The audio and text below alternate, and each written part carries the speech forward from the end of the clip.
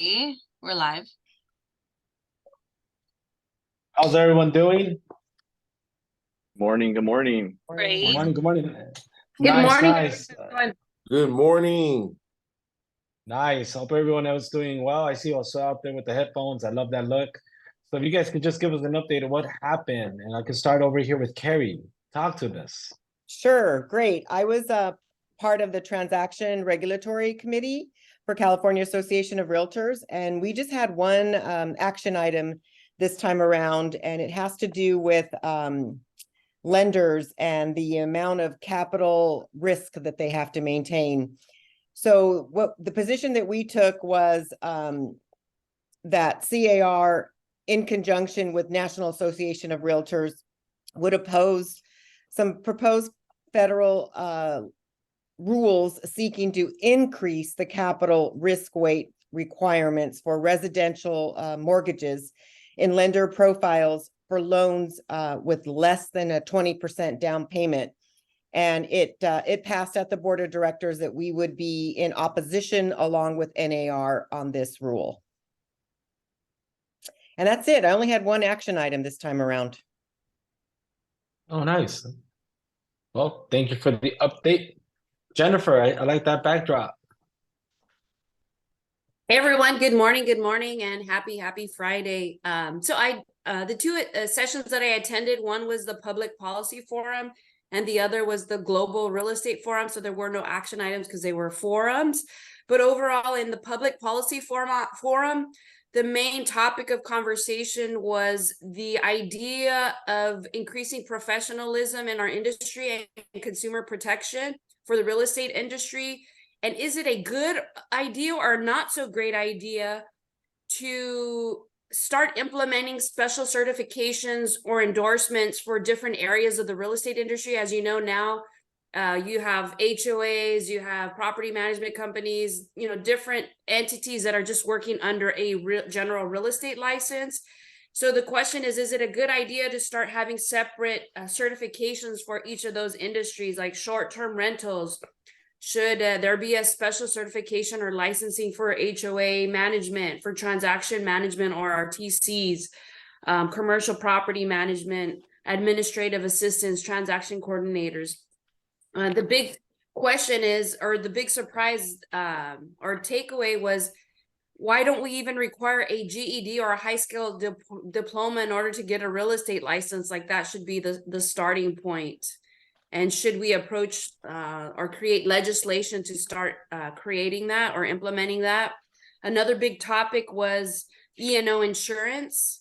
As you know, in all the different industries, insurance, there's been an exodus of insurance companies leaving California. So what do we do about that, especially in California? California seems to be the toughest state of all states when it comes to insurance. And so the last 3-4 years, a lot of real estate offices have had an issue with E&O insurance, the cost of E&O insurance. And another thing that they wanted us to keep an eye out for in our emails, the Department of Real Estate sent out a survey to all licensees. So don't delete it. It's not spam. If you complete the survey, it's a 2-hour survey. You will get 3 hours of continuing education credit. So don't delete it, guys. It's coming from the Department of Real Estate. It's not spam. And it actually came from one of the staff members. His name is Oscar. So it'll say, I forgot his last name, but it was Oscar. Again, it's not spam. So please complete it. The other forum that I attended was the Global Real Estate Forum. The main topic or the panel that they had was the discussion of AI and how it's affecting the global real estate market. So overall, they're starting to see, chatbots, ChatGPT, the same thing that is here in the U.S. It's being utilized throughout the globe or the world. The next evolution they're seeing in AI is utilizing 3D in real estate searches. So, for example, if you're buying a home, at one point you'll be able to know exactly what the street will look like with the traffic at different times of the day, what it will sound like based on the location, what are the animals that you'll hear. Are you going to hear crickets? Are you going to hear frogs? Are you going to hear birds? You'll be able to hear all of those different items for a home in a particular location. There also, AI will be helping investors. For example, on market analysis, you can create and verify cap rates. It's going to help reduce the risk for international investors. If you're buying a warehouse, what's it going to look like if you have solar panels on? What are the tax rebates going to look like for that specific location? What your electric bill will look like? So those are some of the things that were discussed. And if you want to know more about how AI is going to affect the real estate industry in California, C.A.R. released an article in August, basically last month, if you want to know more about that. And they also talked about the deputy chief economist from C.A.R. His name is Oscar. Overall, he said that the U.S. economy is quite strong. The European growth is slowing. And they also talked about overall output globally is down. That's due to inflation, oil prices, and food prices increasing. And that China is going through a big real estate slump right now. So that pretty much concludes my report. Thank you. Do you know when that email will be coming out? It already came happened. out. Yeah. Oh, It yeah, already, all right, yeah, cool. yeah. All right, cool. Perfect. So All right. they actually sent it out twice. So I actually saw it in my email. I think it was earlier this week or last week. So if All right. you didn't see it, I think it went out. The first one went out a few weeks ago, and then the most recent one went out just in the last week or so. I haven't seen it, so I'll take a look for it. I'll be looking for it. Thank you. Appreciate that. Welcome. Tyler, Mr. Cypress, talk to me. Good morning. Good morning. Yeah, I also Jen pretty much touched base, pretty much the same forum that I did. So I'm gonna just move on to the next one. I did attend the MLS Policy Committee. It was very interesting. We had a presentation of the next evolution of AI, and it could be very beneficial to us, to where you could take pictures of your home for the MLS, and then say, we've seen those pictures where people take a picture of themselves in the mirror, or they have a cat or a dog. AI is starting to develop to where you could actually remove those pictures and they do it for you already. So that'll be very beneficial for us in the future. And then we also just updated our fair housing. We're going to keep updating it into our contracts and things like that. And there was no items to be voted on. I also attended the Investment Housing Committee, which I'm sure one of the gentlemen, Louis or Josue, could touch base on the bills and things like that. But just a couple of the ones that were dead for 2023 is going to be AB 919, is the residential real property right to first offer. It's to prohibit the rental property owners from offering their property to for sale unless they first offer a so-called qualified entities, which is such as a nonprofit corporation. We were opposed to it, and it's dead. And another one is going to be AB 1035, which is a statewide rent cap on mobile homes. And the bill would impose a rent cap of 3% plus the percentage change in the cost of living, or 5%, whichever is lower, on mobile homes across the C.A.R. We opposed it, and it's also dead for 2023. So as far as that, that's pretty much all I have for you guys today. And that concludes my report. Thank you. Appreciate it. Josue. Yeah, good morning. Good morning. There was a lot of stuff that was kind of happening on the legislative side. The biggest part is something that actually came out as a red alert. We've gotten a couple red alerts regarding ACA 1 and ACA 13. Everyone does need to keep an eye out because, well, aside from the fact that they are red alerts, they are also going to be proposed propositions on the upcoming election in 2024 November.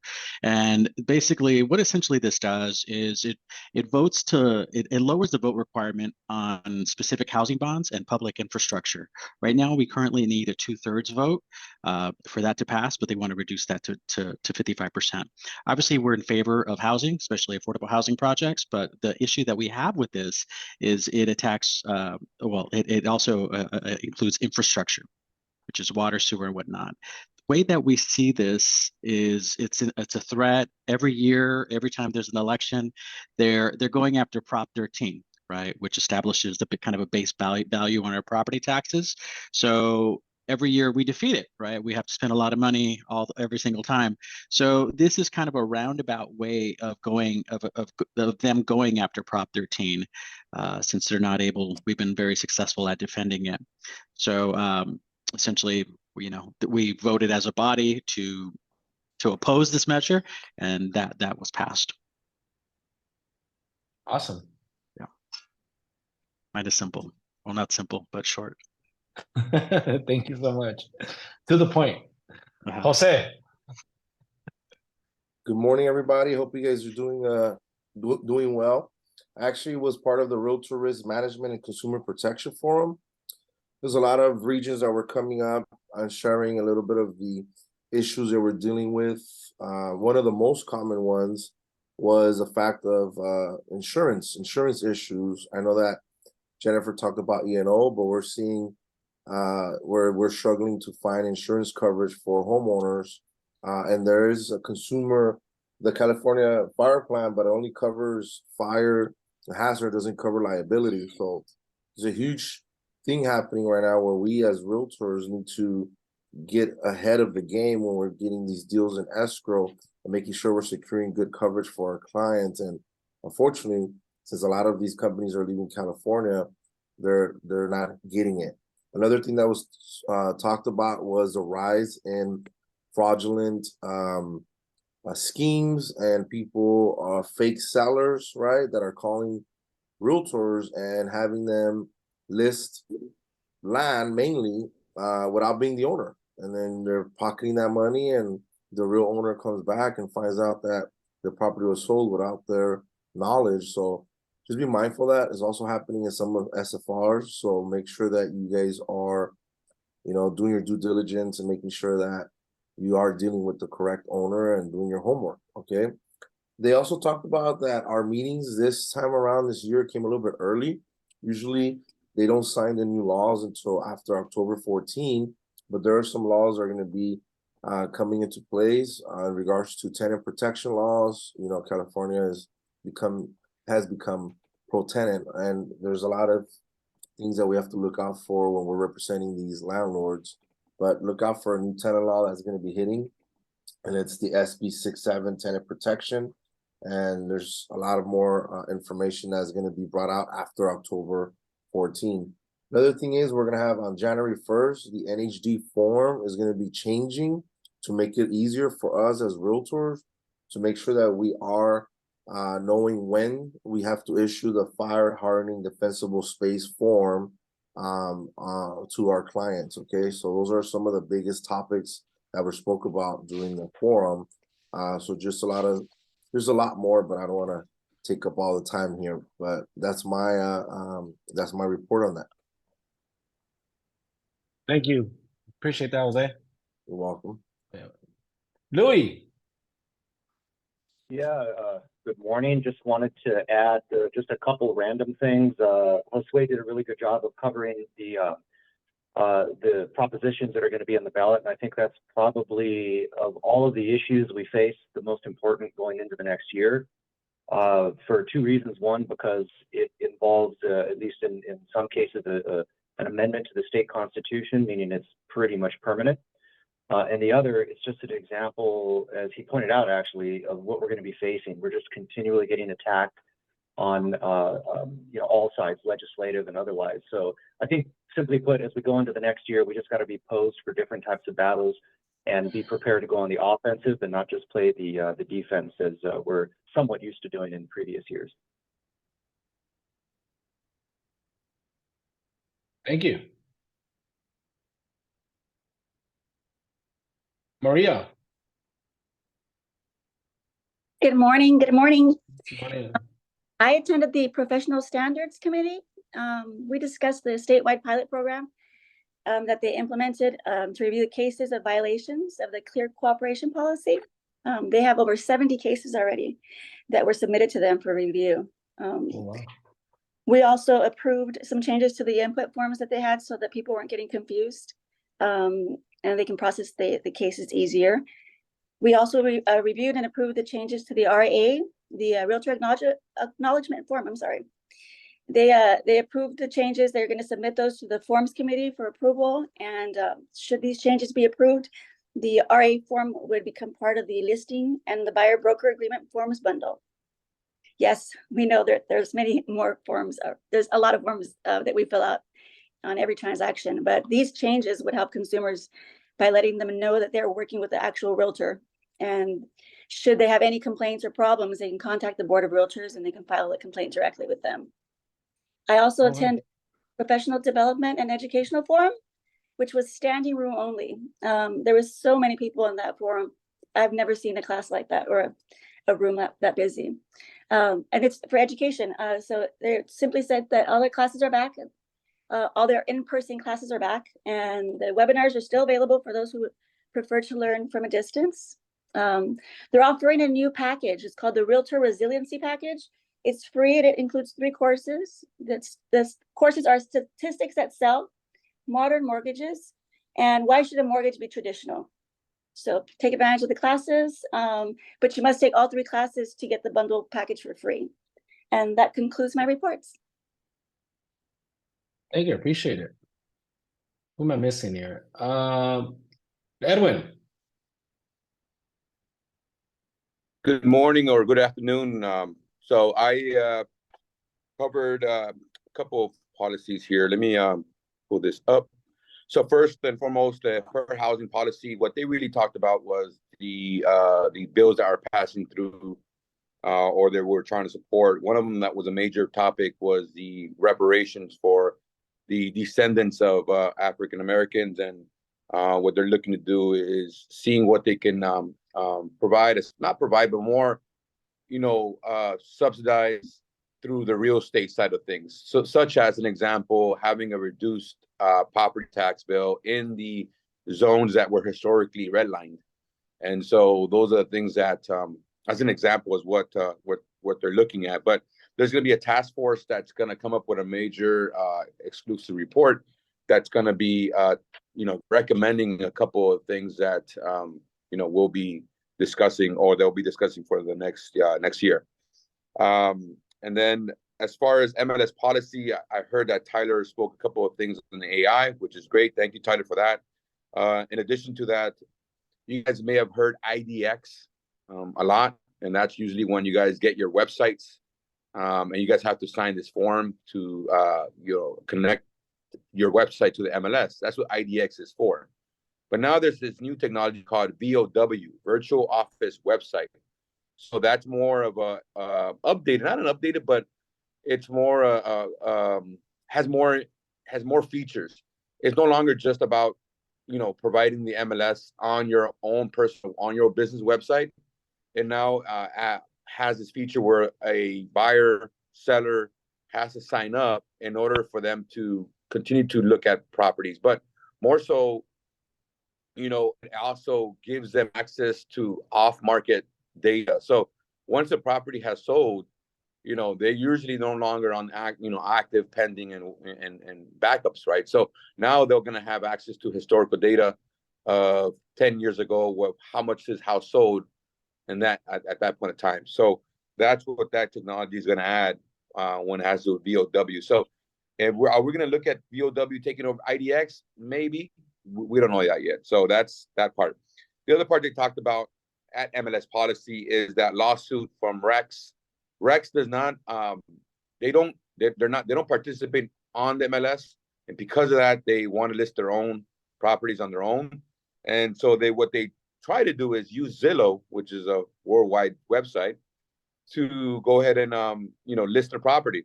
But what Zillow did is they put their listings on the other tab, other listings tab. So you got your main listings at Zillow where everybody logs on and you're able to see the properties for sale.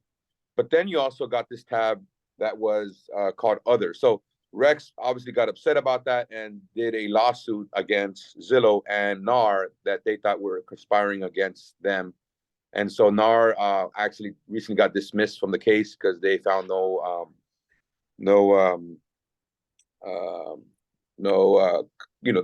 weren't conspiring, I guess. They weren't conspiring against Rex. So that's where that's at. It looks like the judge is going to grant Rex the listing to be on the main Zillow tab because it is a agent listing situation. Other things anywhere settled for 83.5 million against the Burnett versus NAR case, Murrow case, and Remax settled for 55 million. I heard, Keller Williams is not going to settle. So that is ongoing. That case is about the compensation and whether seller is forced to, not, forced to pay the buyer agent compensation for the transaction. So that's what that is. And then notary in California, it did get passed about 2 weeks ago, where notaries will now be able to remotely, electronically notarize documents. But we're not looking to see that into effect until the year 2030. So that's that for MLS policy. Technology, not much. You really just had a couple of high school kids that were that cleaned up our database on the DRE side, and just made things much more efficient. So that's a great program for those kids to kind of learn more about programming and the database that they had to deal with. So it was a mess, and they went and fixed that up, fixed all that up. So great for them. Lastly is the Realtor Action, Realtor Party of California, which is a RAF. I just wanted to give another round of applause for, Greater Downey Association, because they won 2 awards.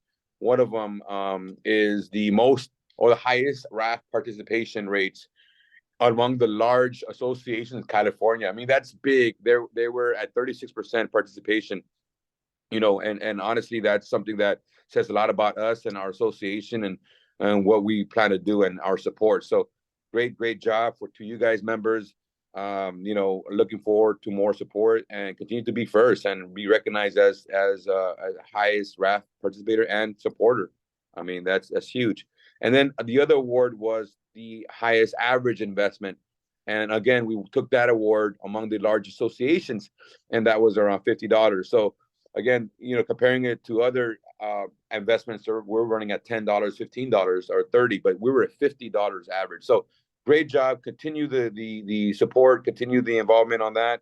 I'm looking forward to more of that. So that concludes my report for the 3 or 4 components that I covered. Thank you. Thank you so much. Appreciate it. Yeah, big props to DAR, 2 awards being won. Yeah. Erica. Yeah. Give it Hello, up happy Friday, everybody. Happy Friday. So I attended 4 different meetings, which a lot of my colleagues have already covered. But I am regional rep on Standard Forums Advisory Committee Forum on Forums. It was a forum, there was no action items. But one of the big takeaways that I took off of this meeting was that there are a lot of regions complaining about how it's very difficult to get insurance coverage on homes, and they're not realizing this until they're about to close. And there was an example that they gave about a home that was valued at about I forgot if it was $4 or $5 million, and when they got the insurance quote right before closing, it was over $80,000, which was obviously a deal breaker for this.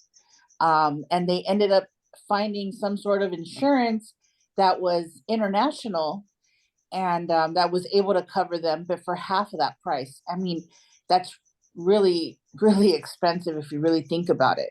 So because of these things that are happening in our market, they came out with a new transactional form that's called Buyer Homeowners Insurance Advisory, BHIA. And this form brings insurance issues to the attention of the buyer right up front.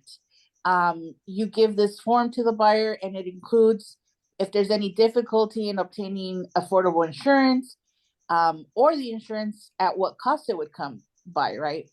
It also states contract issues impacting insurance, contact information for questions on insurance, and if it should be provided to a buyer as early as possible once an agency relationship has been established with the buyer.